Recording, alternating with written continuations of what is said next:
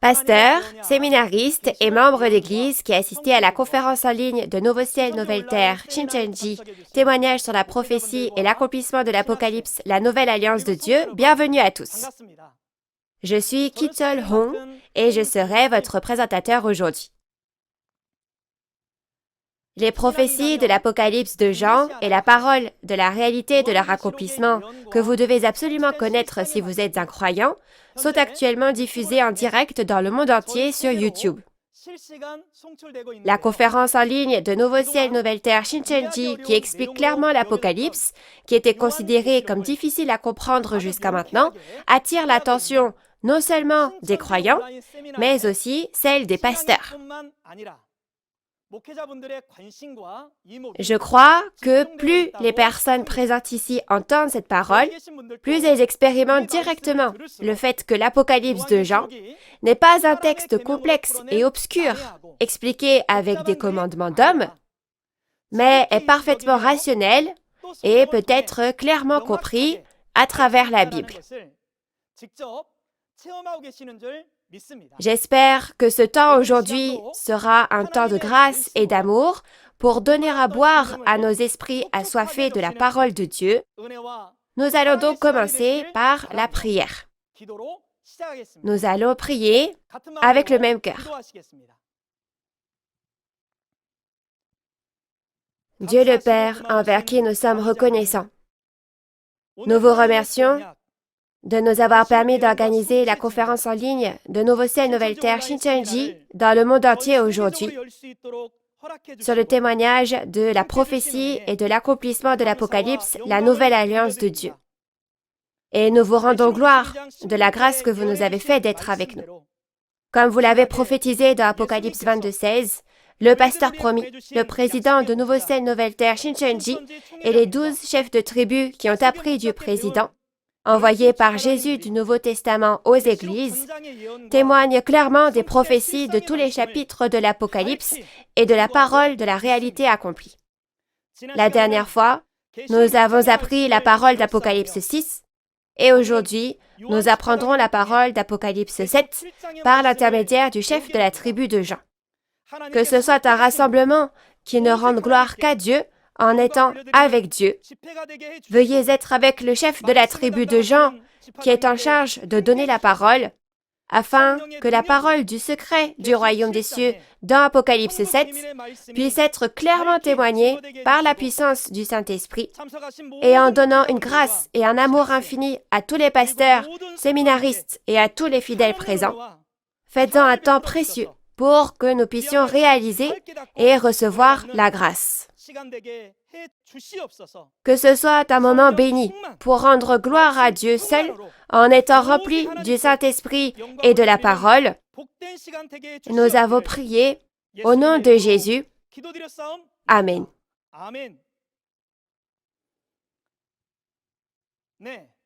Nous tenons à vous informer que la conférence en ligne d'aujourd'hui se déroule dans le strict respect des règles de prévention sanitaire et de distanciation sociale.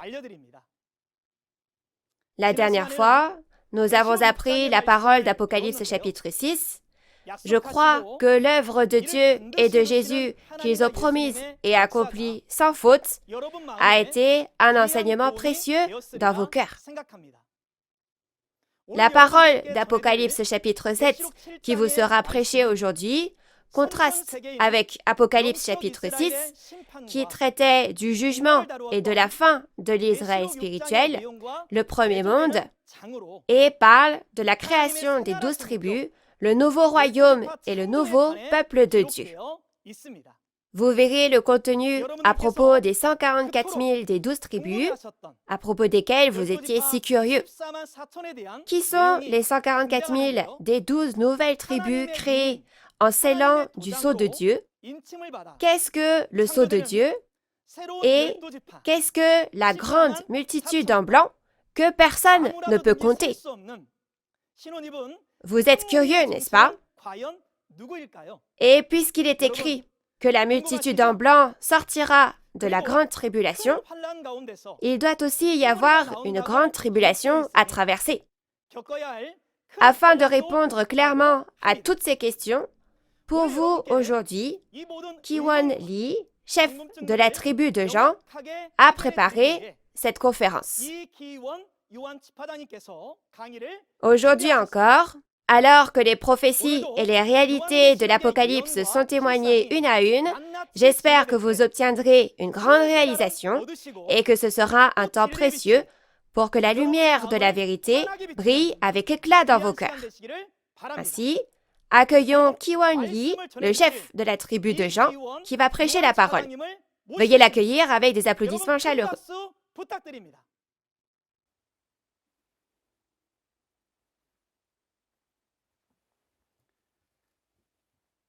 Bonjour, je suis Ki-won Lee, établi au nom de Jean, et aujourd'hui, je vais enseigner Apocalypse 7 à la suite de ce que nous avons vu la dernière fois.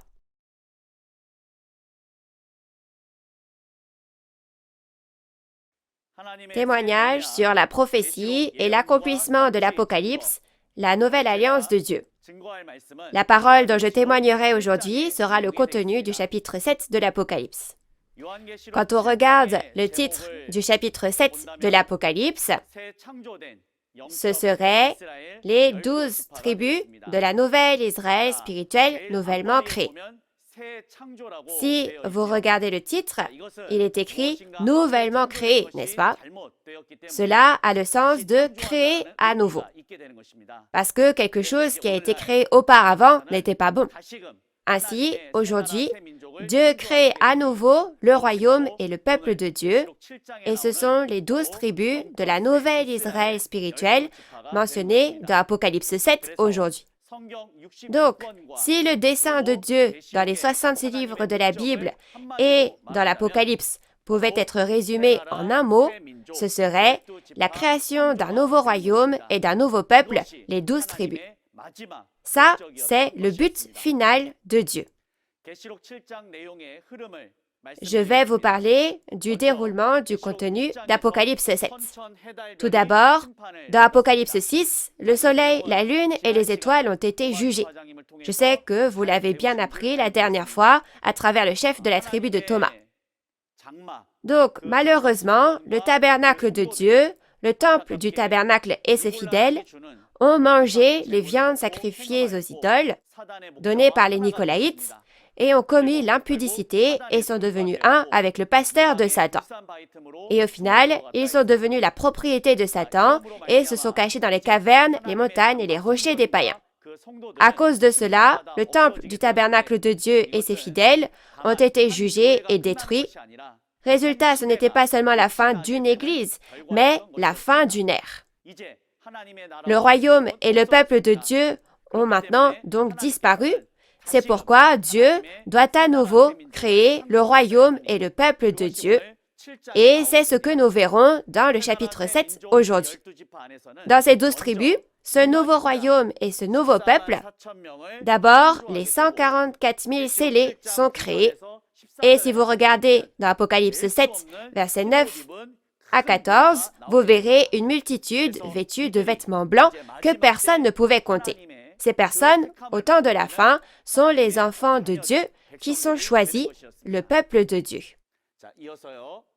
Alors maintenant, lisons ensemble Apocalypse 7, versets 1 à 4, et je vais vous parler de ce contenu. Nous allons lire. Après cela, je vis 4 anges debout aux 4 coins de la terre. Ils retenaient les 4 vents de la terre, afin qu'il ne souffle point de vent sur la terre, ni sur la mer, ni sur aucun arbre. Et je vis un autre ange, qui montait du côté du soleil levant, et qui tenait le sceau du Dieu vivant.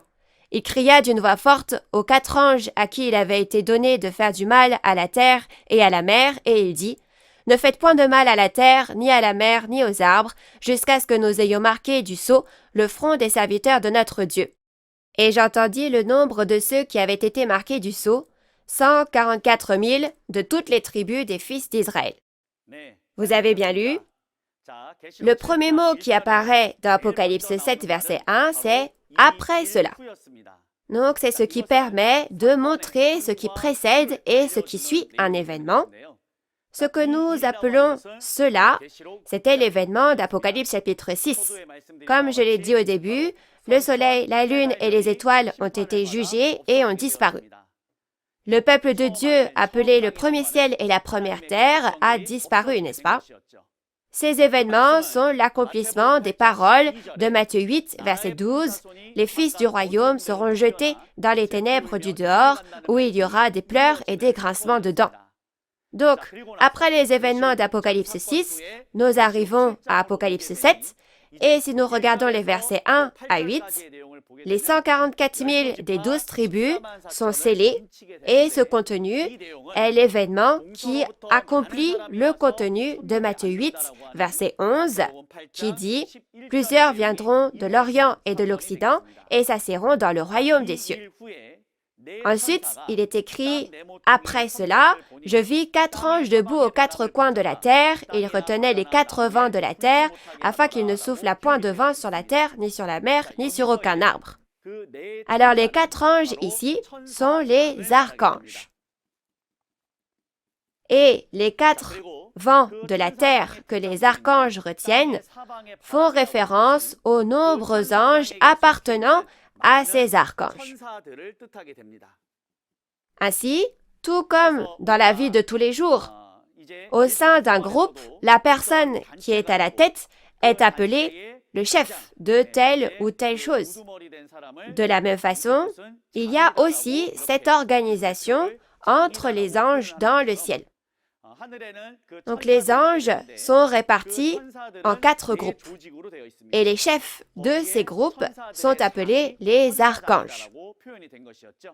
Ainsi, ces archanges retiennent les anges qui sont appelés les 4 vents de la terre afin qu'il ne souffle point de vent sur la terre, ni sur la mer, ni sur aucun arbre. Cette terre fait référence au temple du tabernacle et la mer fait référence au monde et les arbres font référence à diverses dénominations. Ainsi, il est écrit qu'ils empêchent les vents de souffler. Pourquoi? Quand on regarde la raison au verset 3, c'est écrit « Ne faites point de mal à la terre, ni à la mer, ni aux arbres, jusqu'à ce que nous ayons marqué du sceau le front des serviteurs de notre Dieu. » Donc c'était en raison de cette parole. Donc cela veut dire que la raison pour laquelle les 4 anges retenaient les 4 vents de la terre était pour sceller les 144 000 serviteurs de Dieu. Donc, jusqu'à ce qu'ils soient scellés, le vent est retenu et le jugement est suspendu, et après qu'ils sont scellés, le vent et le jugement reprennent, n'est-ce pas? C'est pourquoi il y a une tempête au chapitre 6, n'est-ce pas? On a jugé à travers les anges. Et maintenant, le jugement a cessé, n'est-ce pas? On scelle les 144 000 et après le scellage, le vent et le jugement reprennent. C'est ce que cela signifie. Donc maintenant, le vent est retenu. Alors ensuite, il est écrit « Un autre ange qui montait du côté du soleil levant et qui tenait le sceau du Dieu vivant. » Donc c'est l'une des choses les plus importantes dans ce que vous allez apprendre aujourd'hui. Le sceau de Dieu. Alors, qu'est-ce que ça veut dire? Le sceau dont on parle ici n'est pas le sceau dans le sens de récipient, mais est le sceau dans le sens de cachet. Donc, le cachet. Si nous y pensons, sur un sceau est écrit le nom du propriétaire du sceau. Et si on appose son sceau quelque part, cela montre que c'est notre possession. Alors, si c'est le sceau de Dieu, le nom de Dieu doit y être écrit, n'est-ce pas? Alors, quel est le nom de Dieu? Oui, c'est d'abord Jéhovah. Donc, si vous regardez dans Jean 1, verset 1, il est écrit « La parole, c'est Dieu ». Ainsi, la parole de Dieu est écrite sur le sceau de Dieu. Et la personne qui reçoit la parole sera donc aussi dans la position de sceau de Dieu. Donc si vous regardez Agée 2, verset 23, il est écrit « Je ferai de Zorobabel un sceau de Dieu ». Mais ces paroles se sont en fait accomplies à travers Jésus. C'est pourquoi il y a une expression de Jésus disant « Je suis celui qui est scellé par Dieu le Père ». Donc le sceau de Dieu, pour résumer, c'est la parole de Dieu et le pasteur qui a reçu la parole. Alors, Que signifie marquer le front du sceau de Dieu? C'est écrire la parole de Dieu dans l'esprit et dans le cœur de la personne. Donc si l'on compare cela à un sceau, cela signifie apposer un sceau sur quelqu'un. Donc c'est graver quelque chose sur cette personne, n'est-ce pas? C'est donc graver la parole de Dieu dans l'esprit et le cœur, l'y écrire. C'est ce que signifie le fait de sceller. Alors, voyons maintenant ce que signifie être scellé du sceau de Dieu. Reconnaître la parole de Dieu et écrire la parole de Dieu dans mon esprit et dans mon cœur, c'est le sens de « je suis scellé ». Ainsi, comme vous pouvez le voir, il y a le sceau de Dieu et le sceau de Dieu, le fait d'écrire cette parole dans l'esprit et dans le cœur, c'est le sens d'être scellé. Donc, je vous enseigne maintenant la parole de cet apocalypse de Dieu. Alors, si vous regardez cela en vous basant sur ce que nous venons d'apprendre, je suis en fait en train de sceller. Et si vous, qui écoutez, reconnaissez cette parole et l'acceptez, vous êtes dans la position d'être scellé. Vous comprenez? Ce n'est pas difficile. Alors, un ange, ensuite, apportant le sceau de Dieu, est venu du côté du soleil levant et a dit « Jusqu'à ce que nous ayons marqué du sceau le front des serviteurs de notre Dieu. » Alors, là où le soleil se lève ici, le soleil représente Dieu. Dans Psaume 84, verset 12, ainsi, l'endroit où le soleil se lève indique le lieu où l'œuvre de Dieu a lieu, le lieu de l'accomplissement de l'Apocalypse. Il est dit que l'ange qui apporte le sceau de Dieu a pour mission de sceller. Ainsi, quand il dit « nous », il fait référence à ceux qui scellent, puisqu'il dit « jusqu'à ce que nous ayons marqué du sceau le front des serviteurs de notre Dieu ». Alors, ce « nous » fait référence d'abord à l'ange qui apporte le sceau de Dieu, bien sûr. Mais puisqu'il dit au pluriel « nous », il parle des anges de Dieu dans le monde spirituel. Alors, qui marque du sceau sur cette terre? L'ange qui vient avec la parole de Dieu la donne aux hommes, mais il ne la donne pas en allant voir chacun, un par un. Quand on regarde le chapitre 10 de l'Apocalypse, il y a un ange qui apporte la parole révélée de Dieu et de Jésus. L'ange apporte ce livre à une personne d'Apocalypse 10 et le lui fait manger.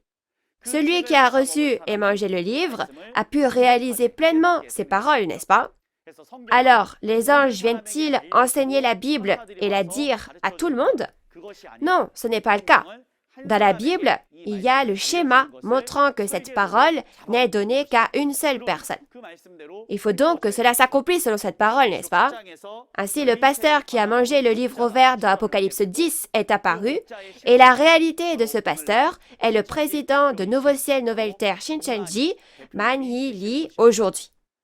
Ainsi, aujourd'hui, Nouveau Jean, le pasteur promis, le président de Nouveau Ciel, Nouvelle Terre, Shincheonji, reçoit et mange cette parole et scelle et enseigne les 12 chefs de tribu avec cette parole et leur donne à chacun d'entre eux la mission de sceller 12 000 personnes par tribu.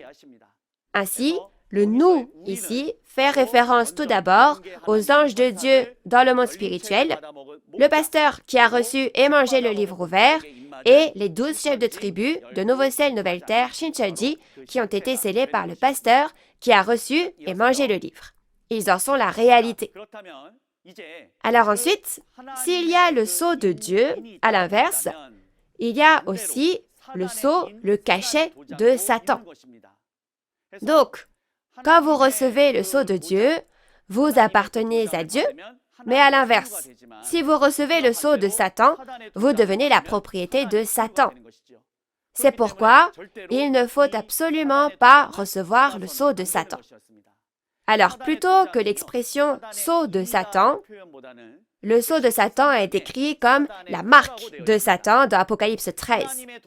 La parole de Dieu est inscrite sur le sceau de Dieu, mais les paroles de Satan, c'est-à-dire le mensonge, la fausse vérité, sont inscrites sur le sceau de Satan, bien sûr. Si nous regardons dans le chapitre 13 de l'Apocalypse, la fausse vérité a été présentée sous la forme du 666. Alors vous apprendrez cela en détail avec le chef de tribu qui donnera la conférence sur cette parole d'Apocalypse 13. Et dans tous les cas, n'oubliez jamais que nous ne devons jamais recevoir la marque de Satan, la fausse vérité de Satan, sinon on devient la possession du diable. Ne dites pas Amen à n'importe quelle parole, mais j'espère que vous pourrez être scellés avec la parole de vérité. Alors le sceau de qui devrions-nous recevoir? Bien sûr, le sceau de Dieu. La marque de Satan, le cachet de Satan, en un mot, c'est le 666. Il ne s'agit en aucun cas d'un code barre. La marque de Satan, c'est la fausse vérité. Si nous acceptons et reconnaissons cette fausse vérité dans notre cœur, nous devenons la possession de Satan. Et résultat, on va dans les temps de feu et de soufre en enfer. Mais le but de la vie de foi, c'est le royaume des cieux et la vie éternelle. Alors, pouvons-nous aller en enfer après avoir vécu toute une vie de foi? Par conséquent, nous devons être marqués du sceau de Dieu, du cachet de Dieu, c'est-à-dire recevoir la parole de vérité de Dieu. Donc j'espère que nous tous, les pasteurs, séminaristes et fidèles bien-aimés, deviendrons la possession de Dieu et que nous accueillerons Dieu et vivrons au royaume des cieux pour toujours. Quel est le but de notre foi? Est-ce l'argent? Est-ce le pouvoir? L'autorité? Non. Comme le dit 1 Jean chapitre 5 verset 13, le but de notre foi est de méditer vraiment la Bible et le seul but de croire en Dieu et en Jésus doit être le royaume des cieux et la vie éternelle. La manière d'y parvenir est bien écrite dans la parole de la Bible. Par conséquent, j'espère que nous tous, vous et moi, nous serons scellés du sceau de Dieu, la parole de vérité. Alors, si c'est le cas, on veut recevoir le sceau de Dieu, mais qu'est-ce? Donc si vous me demandez quel est le sceau de Dieu, alors je vais vous répondre. Le sceau de Dieu, le cachet de Dieu que nous devrions recevoir aujourd'hui, alors c'est la nouvelle alliance dont Jésus a parlé dans Luc 22, 14 à 20 et Hébreux 8, 10 à 12. Nous devons avoir cette parole en nous. Et pour décrire la nouvelle alliance simplement, en un mot, c'est l'Apocalypse. Alors, qu'est-ce que la nouvelle alliance? C'est exact, c'est l'Apocalypse de Jean. Cette Apocalypse de Jean a été écrite comme une révélation, en vision, soit une prophétie il y a 2000 ans, mais maintenant, elle s'est accomplie dans la réalité et c'est pourquoi je peux en témoigner comme ça. Ainsi, écrire la prophétie de l'Apocalypse, son accomplissement et sa réalité physique dans notre esprit et notre cœur, c'est le sceau de Dieu que nous devons recevoir aujourd'hui. Ainsi, à travers cette conférence sur l'Apocalypse, j'espère vraiment que tous les pasteurs et tous les croyants bien-aimés auront un temps précieux pour être scellés. Donc je vous le dis encore une fois, le sceau de Dieu que nous devons recevoir aujourd'hui, c'est la nouvelle alliance, soit la prophétie de l'Apocalypse de Jean et sa réalité. Maintenant, nous allons lire Apocalypse 7, versets 5 à 8. Au verset 4, le nombre de serviteurs scellés est donné. C'est écrit que ce sont les 144 000 de chacune des 12 tribus. Alors vérifions ce contenu des versets 5 à 8. Nous allons lire. De la tribu de Juda, 12 000 marqués du sceau. De la tribu de Ruben, 12 000. De la tribu de Gad, 12 000. De la tribu d'Aser, 12 000. De la tribu de Nephtali, 12 000. De la tribu de Manassé, 12 000. De la tribu de Siméon, 12 000. De la tribu de Lévi, 12 000. De la tribu d'Issachar, 12 000. De la tribu de Zabulon, 12 000. De la tribu de Joseph, 12 000. De la tribu de Benjamin, 12 000 marqués du sceau. Vous avez bien lu? Alors, voyons maintenant le nombre des serviteurs scellés. Ce nombre est celui des 144 000 des 12 tribus.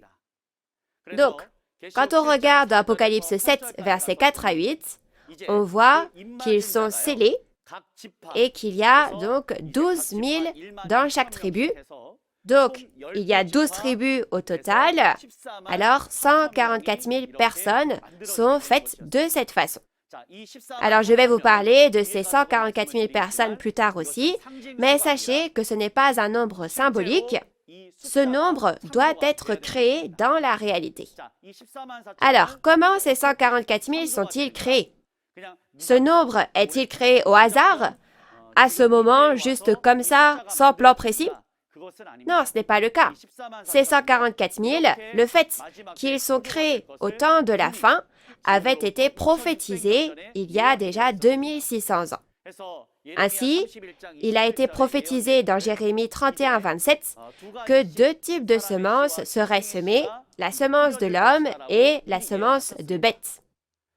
Et selon cette parole, environ 600 ans plus tard, Jésus, qui est venu sur cette terre au premier avènement, sème la bonne semence sur cette terre selon cette parole. Cette bonne semence, c'est la semence de Dieu. Cependant, lorsque cette semence de Dieu est semée, le diable, l'ennemi, vient et sème par-dessus aussi sa propre semence livrée. Et Jésus dit que puisque la bonne semence, la semence de Dieu, a été semée, cette semence grandira et deviendra du bon grain plus tard.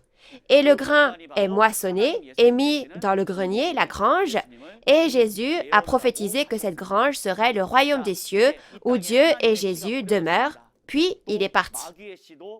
Ainsi, la semence de Dieu a été semée sur la terre, et la semence du diable aussi a été semée. Luc 8, 11 dit que la semence est la parole de Dieu. Donc, la semence que Jésus a semée ne parlait pas d'une sorte d'agriculture physique. Ce n'est pas une semence que l'agriculteur sème, mais la semence de la parole de Dieu. La parole de Dieu. Alors maintenant, 2000 ans se sont écoulés depuis que la semence de Dieu a été semée. Alors bien sûr, maintenant, les grains sont suffisamment mûrs si on regarde du point de vue du temps de l'agriculture spirituelle. Donc si vous regardez Apocalypse 14, 14 à 16, il est dit « Maintenant le grain est mûr et l'ange moissonne avec cette seule faucille. » Donc si vous regardez dans Apocalypse 14, la Bible dit « Les premiers fruits mûrs moissonnés sont les 144 000. » Alors maintenant, les 144 000 grains mûrs, les premiers fruits, ont été produits. Et dans Jacques 1, verset 18, il est dit « Ils sont nés de la parole de vérité. » Alors, nous moissonnons aujourd'hui. Donc, les 144 000 moissonnés sont scellés dans Apocalypse 7. Et en gravant encore et encore les paroles de l'accomplissement physique de l'Apocalypse, les 144 000 qui sont nés de la parole de vérité ont été créés. Et donc maintenant, enfin, les 144 000, les fils de Dieu, les premiers fruits, ont été moissonnés et scellés selon la volonté de Dieu. Alors, qui sont ces 144 000 personnes? Alors, on moissonne et on scelle. Et les 144 000 sont créés. Donc, ils sont ceux qui ont reçu le sceau de Dieu avec la nouvelle alliance, l'Apocalypse. La loi de Dieu, mentionnée dans Hébreux chapitre 8, qui dit de graver la loi de Dieu dans son esprit et dans son cœur, c'est graver la parole de l'Apocalypse dans ses pensées et dans son cœur, bien sûr. Alors, puisque c'est gravé, bien sûr, vous pouvez l'enseigner à quelqu'un. Ainsi, ils doivent accomplir la mission de pasteur de la nouvelle Israël spirituelle au sein de la nouvelle nation de Dieu. De plus, comme le disent les paroles d'Apocalypse 22, ce sont les serviteurs de Dieu qui régneront donc comme des rois, c'est-à-dire qui rempliront la mission de prêtre, de pasteur au siècle des siècles. Ainsi, ces 144 000 remplissent la mission de prêtre qui enseigne la parole dans le royaume de Dieu. Donc j'espère que vous vous souviendrez bien de ce point-là. Ce sont vraiment des personnes bénies, n'est-ce pas? Cela a été prophétisé il y a 2500 ans et en réalité aujourd'hui, ils sont devenus les fils de Dieu qui sont nés de la semence de Dieu. Ils sont donc le peuple qui reçoit les plus grandes bénédictions. Alors, ceux qui sont scellés, comment donc savoir si on est scellé ou non? Juste en disant « Ah, je suis scellé », est-on scellé pour autant? Par exemple, comment savons-nous à l'école si un élève connaît la réponse à un problème de maths? Ou, pour utiliser les termes d'aujourd'hui, s'il l'a écrit dans son esprit et dans son cœur. S'il dit « Ah oui, je sais bien », alors est-ce que c'est bon? Est-ce qu'il sait? Non, n'est-ce pas? Bien sûr, on passe un examen. Alors, seulement, les vraies capacités de la personne seront révélées, n'est-ce pas? Donc, aujourd'hui, à Nouveau Ciel, Nouvelle Terre, Shincheonji, il y a l'accomplissement physique de ces choses à travers les examens pour voir si oui ou non, nous avons vraiment écrit la Nouvelle Alliance, l'Apocalypse, cette parole, dans notre esprit et dans notre cœur. Ainsi, les 12 tribus de Shincheonji ont passé un examen pour accomplir la Nouvelle Alliance, comme ceci. Et la photo que vous voyez montre les membres d'une certaine tribu ou d'une certaine église portant des vêtements blancs et agenouillés devant le trône de Dieu et passant un examen sur la parole de l'Apocalypse. Par conséquent, j'espère que tous ceux d'entre nous qui écoutent verront bien que dans le monde entier, cet accomplissement physique et cette réalité sont apparus de cette manière uniquement dans les 12 tribus de Shincheonji. Alors ensuite, si vous regardez dans Apocalypse 7, versets 5 à 8, que nous venons de lire, vous verrez qu'il y a 12 tribus. Quand on regarde les noms des 12 tribus, ce sont les noms des 12 fils d'Israël qui sont écrits. Alors, les noms de ces tribus seront-ils utilisés tels quels aujourd'hui ou contiennent-ils une autre volonté profonde de Dieu? Alors, je vais vous parler de ces choses. Donc, les noms des tribus de ce nouveau royaume et de ce nouveau peuple, la nouvelle Israël spirituelle, les noms des 12 tribus, s'écrivent avec les noms des 12 disciples de Jésus. Alors, dans la référence, ce sont les noms des 12 fils de Jacob dans l'Ancien Testament qui sont écrits. Mais en réalité, aujourd'hui, ce sont les noms des 12 disciples de Jésus qui sont utilisés. Alors ça, ce n'est pas mon opinion personnelle, et c'est faire selon la volonté de Jésus. Si vous regardez dans Matthieu 19, verset 28, Jésus a dit « Quand le Fils de l'homme, au renouvellement de toutes choses, sera assis sur le trône de sa gloire, vous qui m'avez suivi, vous serez de même assis sur 12 trônes et vous jugerez les 12 tribus d'Israël. » Alors, cela arrivera lorsque le monde sera renouvelé, c'est-à-dire lorsque la 7e trompette d'Apocalypse 11, verset 15, sonnera. À ce moment-là, le monde passera du royaume du monde au royaume de Dieu. Alors en ce temps-là, vous, les 12 qui m'avez suivi, les 12 disciples, je vous donnerai le pouvoir de juger les 12 tribus d'Israël qui seront apparues en ce temps-là. C'est ce que Jésus leur a dit. Alors le problème est qu'il y a 2000 ans, les disciples de Jésus ont été martyrisés et sont morts. Ils n'ont donc plus de corps maintenant. Alors comment peuvent-ils régner sur les 12 tribus qui sont créées sur cette terre? La réponse est la suivante. Si on regarde dans Apocalypse 21, verset 14, il est dit que les 12 disciples sont les 12 pierres de fondation. Dans la ville sainte du monde spirituel, la Nouvelle Jérusalem, le royaume des cieux, les 12 disciples de Jésus sont les 12 pierres de fondation. Et le royaume de Dieu descend sur cette terre. Il est écrit, la ville sainte, la Nouvelle Jérusalem, descend sur le nouveau ciel et la nouvelle terre. Ainsi, maintenant qu'elle descend sur cette terre, les noms des disciples descendront sur cette terre telle qu'elle aussi. Donc, bien évidemment, le nom des 12 tribus devrait être donc les 12 tribus où les noms des disciples sont écrits. Par conséquent, l'esprit et la chair doivent devenir un. Comme lorsqu'on nomme un récipient, on le nomme selon quoi? Il sera nommé en fonction de son contenu, n'est-ce pas? Ainsi, s'il contient du riz, cela devient un bol de riz.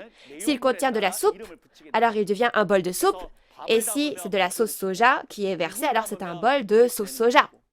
Donc le nom du récipient change en fonction de son contenu. Ainsi, les esprits des disciples entrent dans les chairs qui sont sur cette terre, qui sont donc comme un trône, et vivent ensemble. Donc, bien sûr, c'est l'esprit qui va déterminer le nom de la tribu. Ainsi, aujourd'hui, les 12 tribus de Nouveau Ciel, Nouvelle Terre, Shincheonji sont les 12 tribus de la nouvelle Israël spirituelle. Les 12 tribus ont été nommées d'après les noms des 12 disciples. Ainsi, il y a la tribu de Jean, la tribu de Pierre, la tribu de Jacques, la tribu d'André, la tribu de Thaddée, la tribu de Philippe, la tribu de Simon, la tribu de Barthélemy, la tribu de Matthieu, la tribu de Matthias, la tribu de Jacques, la tribu de Thomas. Ce sont les noms des 12 tribus d'après les noms des 12 disciples. Donc c'est l'œuvre de l'accomplissement physique, n'est-ce pas? Maintenant, alors, pourquoi y a-t-il dans la référence les noms des 12 tribus de l'Ancien Testament?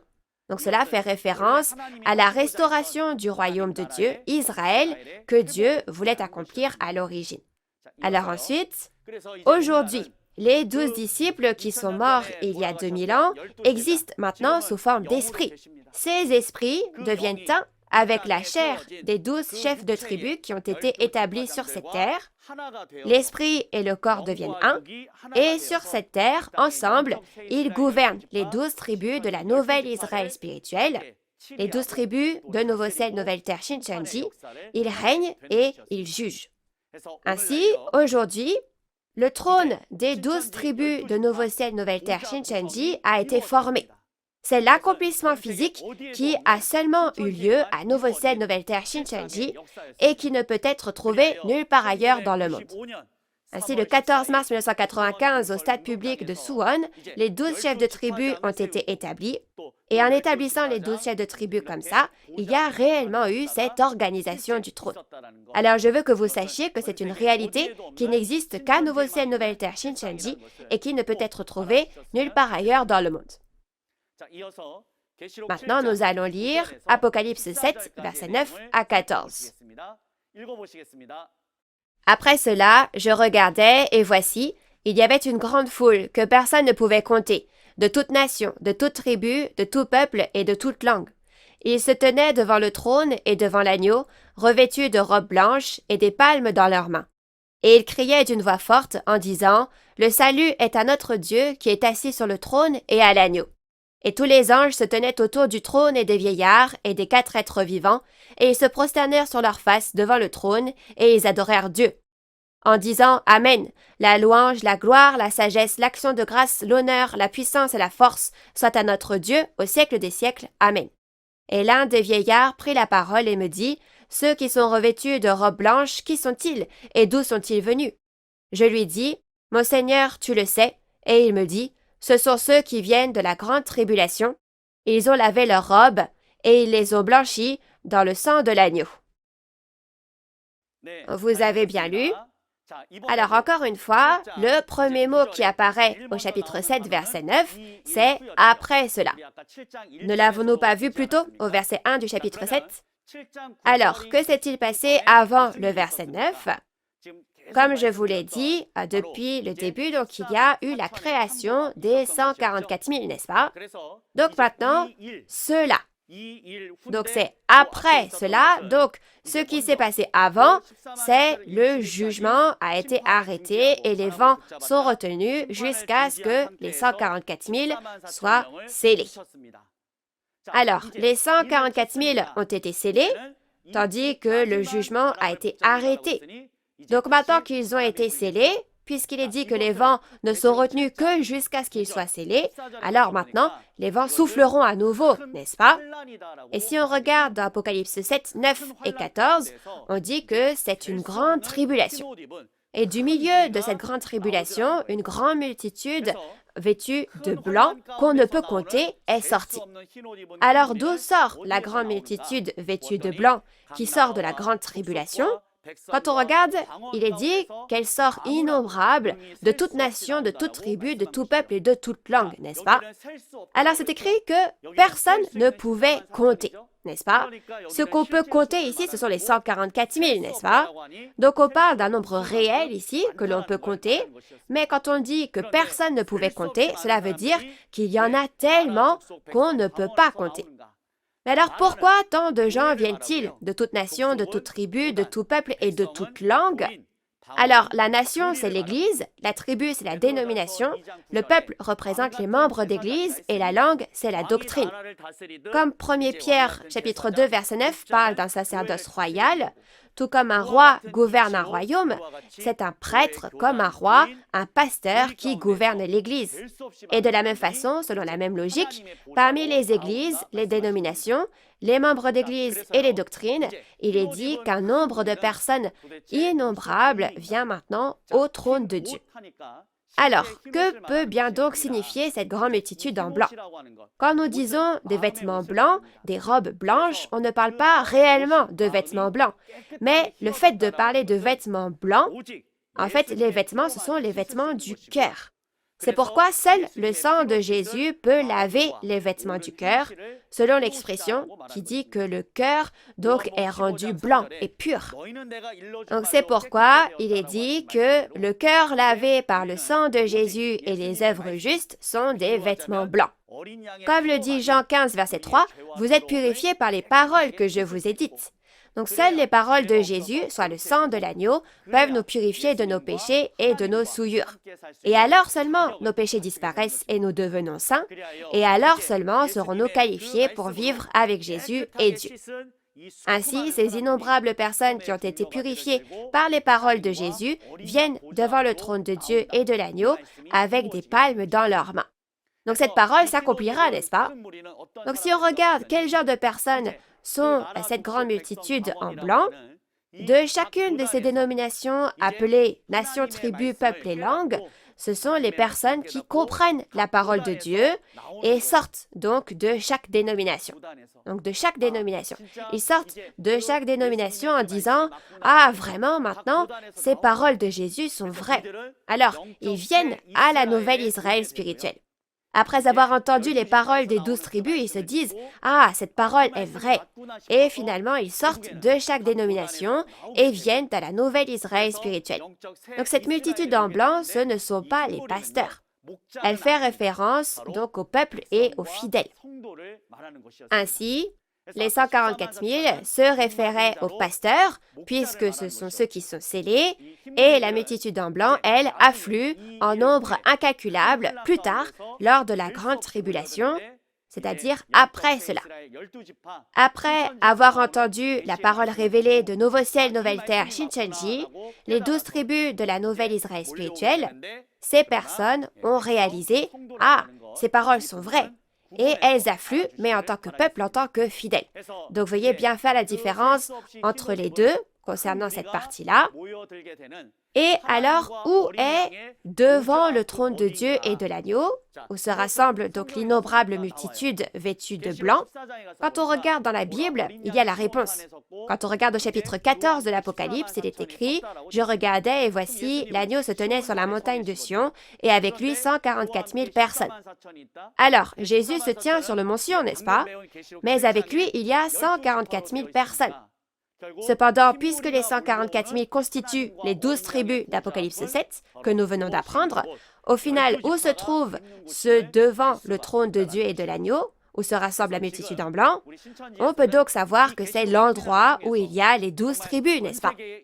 Alors maintenant, à Nouveau Ciel, Nouvelle Terre, Shincheonji, nous sommes vraiment en train de faire connaître cette parole dans le monde entier à travers ces conférences sur l'Apocalypse, et je crois qu'il y aura cette œuvre très grande au cours de laquelle d'innombrables personnes qui auront entendu et réalisé la parole se rassembleront. Alors, quelle est la différence entre les 144 000 et la grande multitude en blanc? Les 144 000 sont ceux qu'on scelle, n'est-ce pas? Et maintenant, ça y est, ils sont scellés, n'est-ce pas? Donc, ce sont les prêtres, n'est-ce pas? Ce sont les pasteurs. Alors, après avoir scellé les 144 000, la grande multitude en vêtements blancs, c'est le peuple dont les péchés ont été pardonnés par le sang de Jésus, ce sont les fidèles. Et les 144 000, ce sont ceux qui sont moissonnés, ceux qui ont été moissonnés. Ainsi, les 144 000 ont été moissonnés et scellés, appartiennent aux 12 tribus et remplissent la mission de prêtre. Et ceux qui sont venus au royaume de Dieu et se sont lavés dans le sang de l'agneau et sont devenus le peuple et les fidèles sont la grande multitude revêtue de vêtements blancs. Donc en abrégé, on peut dire que c'est la multitude en blanc. Maintenant, nous allons lire Apocalypse 7, versets 15 à 17. Nous allons lire. « C'est pour cela qu'ils sont devant le trône de Dieu et le servent jour et nuit dans son temple. Celui qui est assis sur le trône dressera sa tente sur eux. Ils n'auront plus faim, Ils n'auront plus soif, et le soleil ne les frappera point, ni aucune chaleur. Car l'agneau qui est au milieu du trône les paîtra et les conduira aux sources des eaux de la vie, et Dieu essuiera toute larme de leurs yeux. Vous avez bien lu? Alors ici, il est écrit qu'ils sont devant le trône de Dieu, n'est-ce pas? Alors ici, c'est la suite de ce qui a été mentionné avant. Donc, ce sont les 144 000 et la multitude en blanc, les 12 tribus de la nouvelle Israël spirituelle. Donc, ils sont maintenant devant le trône de Dieu. Alors, il est dit qu'ils servent Dieu jour et nuit dans le temple de Dieu. Le temple de Dieu, où sont les 144 000 et la multitude en blanc, c'est-à-dire le nouveau ciel et la nouvelle terre, c'est le temple du tabernacle du témoignage, c'est le nouveau ciel et la nouvelle terre, les 12 tribus de nouveau ciel, nouvelle terre, Shinchenji. Cet endroit, c'est le temple de Dieu sur cette terre. Mais il est dit que Dieu dressera sa tente sur eux. Donc le tabernacle de Dieu, c'est le royaume des cieux du monde spirituel. Donc le royaume des cieux est avec eux, les 144 000 et la multitude en blanc.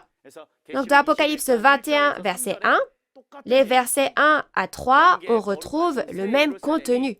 Il est écrit « La nouvelle Jérusalem, la ville sainte du monde spirituel, vient sur le nouveau ciel et la nouvelle terre, et le tabernacle de Dieu est avec les hommes. » Alors, que se passera-t-il lorsque Dieu établira ce tabernacle?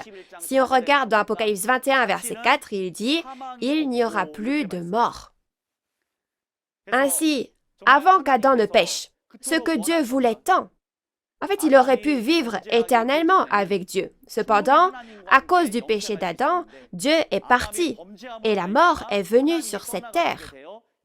Donc, Dieu, qui était parti, voulait revenir sur cette terre, mais il ne pouvait pas à cause du péché des hommes. Mais maintenant, tous les plans de Dieu ont été accomplis et comme Dieu revient enfin aujourd'hui, l'œuvre de restauration de toutes choses aussi s'accomplit. Alors maintenant, le dessein de Dieu, le royaume des cieux et la vie éternelle s'accompliront. Par conséquent, la tente, le tabernacle de Dieu est maintenant dressé sur eux. Et ces paroles s'accomplissent aujourd'hui. Bien-aimés, nous devons croire ces paroles. Jésus, qui est venu sur cette terre il y a 2000 ans, a également annoncé la vie éternelle. Préférez-vous vivre ou préférez-vous mourir? L'espoir de tout le monde est de ne pas mourir, et c'est aussi la volonté de Dieu. Ainsi, clairement, dans la Bible, Dieu et Jésus ont prophétisé cette parole, qu'il n'y aura plus de mort, et ils accomplissent forcément selon ces paroles. Donc j'espère que vous croirez en ces paroles. Ensuite, il a dit, maintenant, l'agneau est notre berger, et donc maintenant l'agneau nous conduit aux sources des eaux de la vie. Alors, l'eau de la vie signifie donc la parole de vie qui donne la vie éternelle. Alors, cette parole de l'eau de la vie, bien sûr, l'eau doit avoir une source d'où elle sort, n'est-ce pas? C'est-à-dire qu'il doit y avoir une source d'eau de la vie. Et c'est le trône de Dieu et de l'agneau, Jésus, qui est cette source. C'est la fontaine d'où sort la parole de vie. Donc, dans ce cas, le pasteur qui est avec Dieu et Jésus est aussi la source de la parole, donc comme une fontaine sur cette terre. Ainsi, le pasteur qui prêche la parole de vie, celui qui vint aujourd'hui, devient la réalité de la source d'eau de la vie, n'est-ce pas? Ainsi, Jésus nous conduit à la source de l'eau de la vie et de plus, ceux qui ont reçu la parole de l'eau de la vie maintenant, le soleil ne les frappera point, ni aucune chaleur. Ils ne reçoivent jamais donc la marque de la fausse vérité du diable. Ils ne sont pas trompés par les paroles du diable et ils vont au royaume des cieux en gardant les paroles de Dieu et de Jésus jusqu'à la fin. Donc c'est ce que dit cette parole. Donc de cette façon, nous avons vu le contenu d'Apocalypse chapitre 7. Et maintenant, laissez-moi vous donner la conclusion. Alors, il n'y a que les 12 tribus de la nouvelle Israël spirituelle qui sont le peuple promis dans la Bible, ceux qui appartiennent à Dieu, le peuple de Dieu promis dans la Bible. Ce n'est pas ma parole, mais le contenu du chapitre 7 de l'Apocalypse que nous avons appris aujourd'hui. Par conséquent, si on ne fait pas partie des 144 000 de la nouvelle Israël spirituelle et de la multitude en blanc, on devient des personnes qui n'ont absolument rien à voir avec Dieu. Alors, bien-aimés, j'espère vraiment que nous appartiendrons aux 12 tribus de la nouvelle Israël spirituelle et le peuple céleste, le peuple du ciel, de Dieu, qui sera sauvé et reconnu par Dieu. La foi, c'est le chemin qui suit la Bible.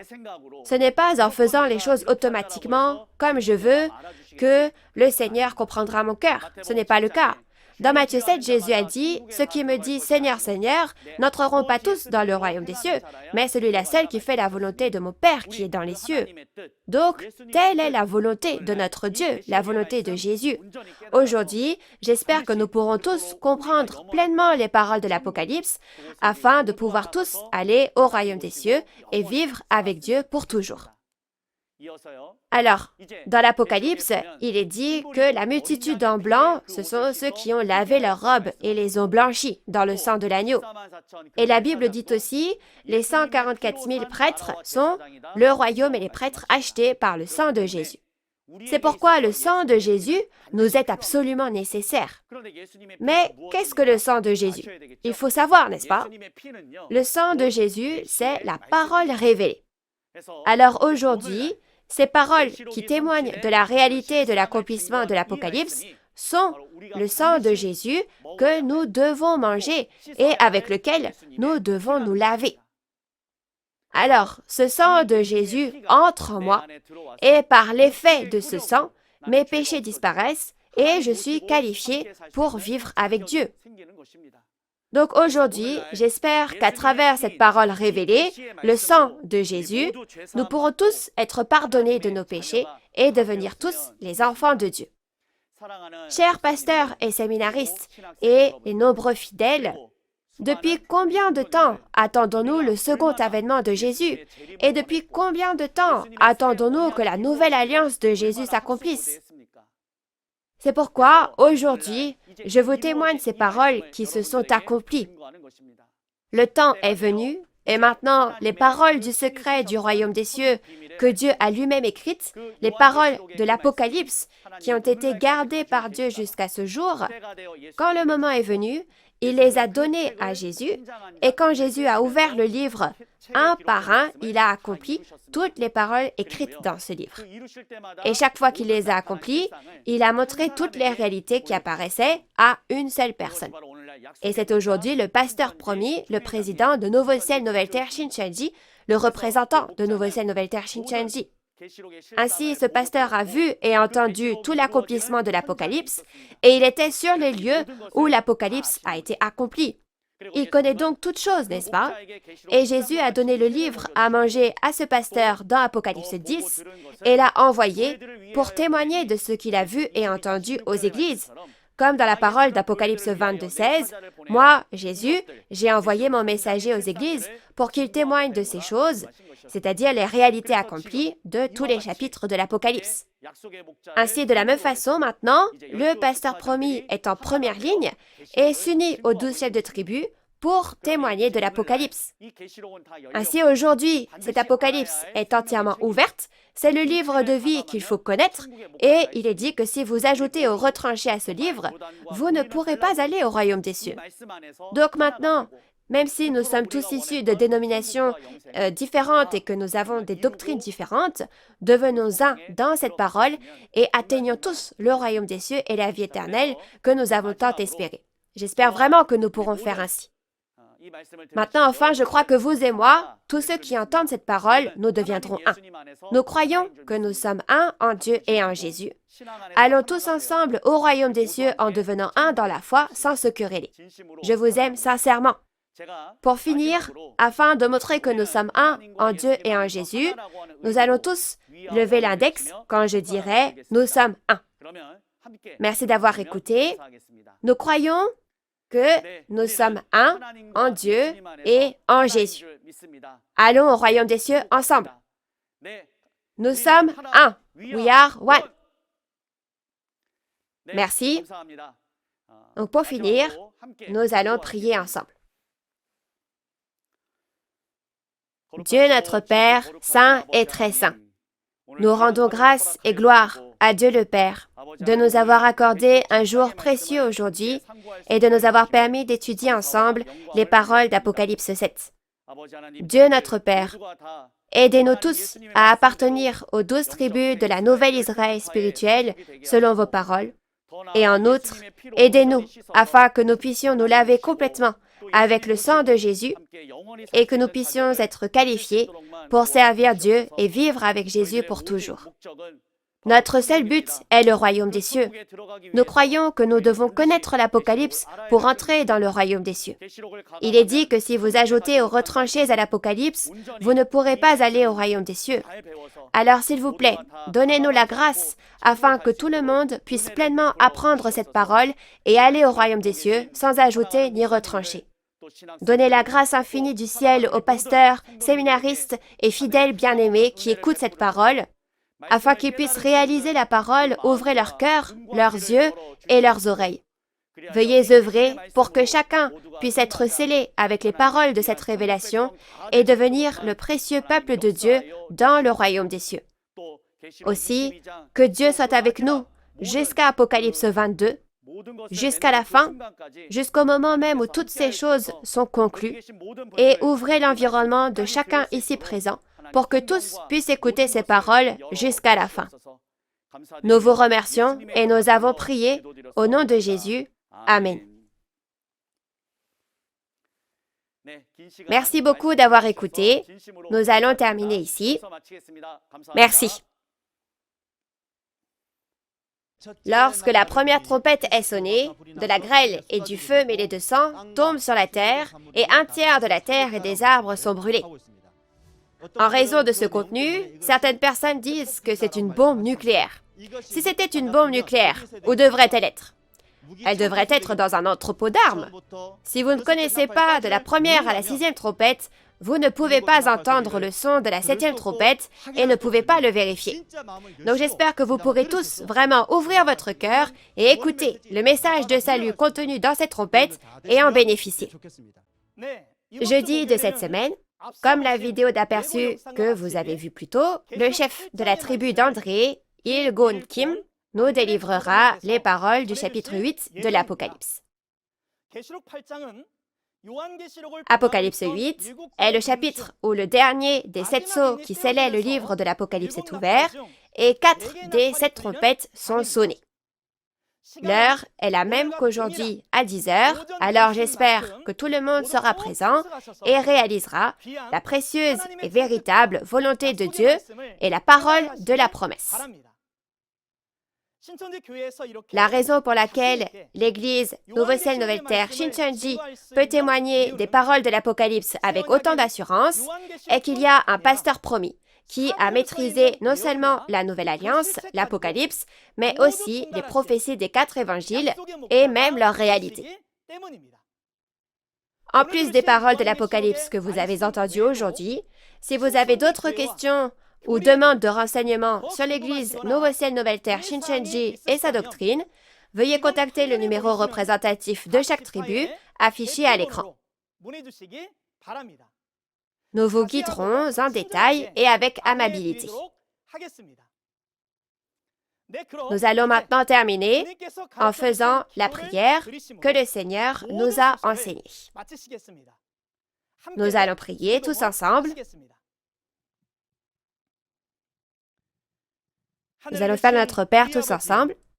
Notre Père qui es aux cieux, que ton nom soit sanctifié, que ton règne vienne, que ta volonté soit faite sur la terre comme au ciel. Donne-nous aujourd'hui notre pain de ce jour. Pardonne-nous nos offenses, comme nous pardonnons aussi à ceux qui nous ont offensés. Et ne nous laisse pas entrer en tentation, mais délivre-nous du mal, car c'est à toi qu'appartiennent le règne, la puissance et la gloire pour les siècles des siècles. Amen. Ceci conclut la conférence en ligne de Nouveau Ciel, Nouvelle Terre, Shincheonji, témoignage sur la prophétie et l'accomplissement de l'Apocalypse, la nouvelle alliance de Dieu. Merci à tous d'avoir participé.